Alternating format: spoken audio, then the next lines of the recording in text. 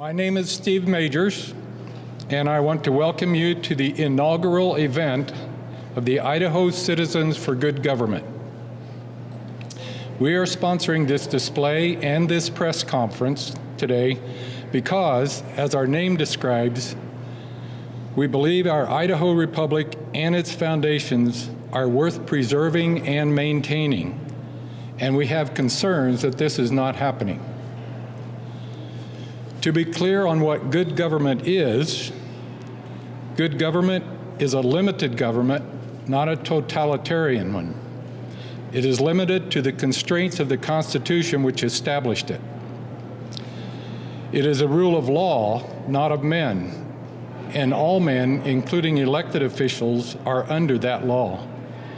It is law that protects the minority and the weak from the majority or the powerful. As per our founding documents, both the Declaration of Independence and the Idaho State Constitution, governments are instituted to secure and protect our inalienable rights of life, liberty, and property. Good government is that which follows this mandate above all else. What good government is not, it is not a police state. It is not a welfare state, which of necessity always becomes a police state. It is not an overreaching big government regulating and dictating all areas of our life. And it is not serving special interests over the interests of its citizens, whether they be lobbyists, big companies, elites with money, or federal money handouts with their accompanying strings attached. Our goal as the Idaho Citizens for Good Government is to help restore and maintain good government. We are here today in a petition for redress of grievance.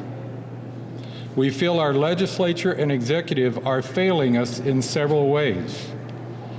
We do not want to lose our state to those agendas seeking to subvert or redefine our republic, nor to the domination of a representative government by moneyed interests, by federal intrusions, or by dictatorial rule, as if we live by the permission of the governor. So we have a display here which exhibits the actual voting record of our legislators based on standards we think closely align with our understanding of what good government should be. My name is Fred Birnbaum with the Idaho Freedom Foundation. I'm going to speak exclusively this morning about the Freedom Index.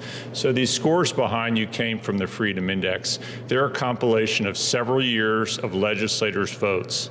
How do we come up with that, and what's the why?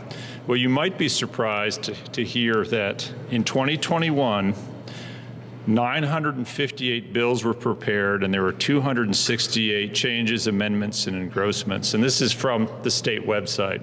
I'm a numbers guy. So it's 1,226 pieces of legislation, and about 660 were actually introduced, and then the numbers go down when you see how many are passed. It's roughly 368. Why does all that matter? Well, that is a lot of legislation. And so the reason we do the index is we believe it's important for the public and legislators to understand what's really in the bills. Do they grow government? A lot of these bills actually come from special interests or agencies themselves, and agencies generally don't show up to shrink their size, scope, and reach. So you have hundreds of bills, and one of the ways that we differ from the American Conservative Union is that we go through all of these bills. We generally don't rate resolutions and memorials unless they're very significant. We go through all of them, and then we rate about 200 bills a session. They do 30 to 40.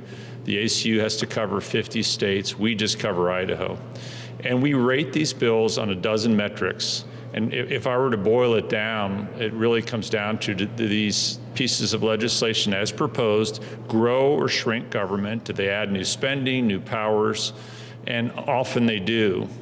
And one of the reasons you see these low grades is the culture around here is to accommodate requests, agency requests, special interest requests, and grow government. And then when a legislator votes, we actually have software that matches their actual vote to the score, and then they get the score. So we're technically not grading the legislator. The legislator is voting, and their vote relative to our rating metric generates a score.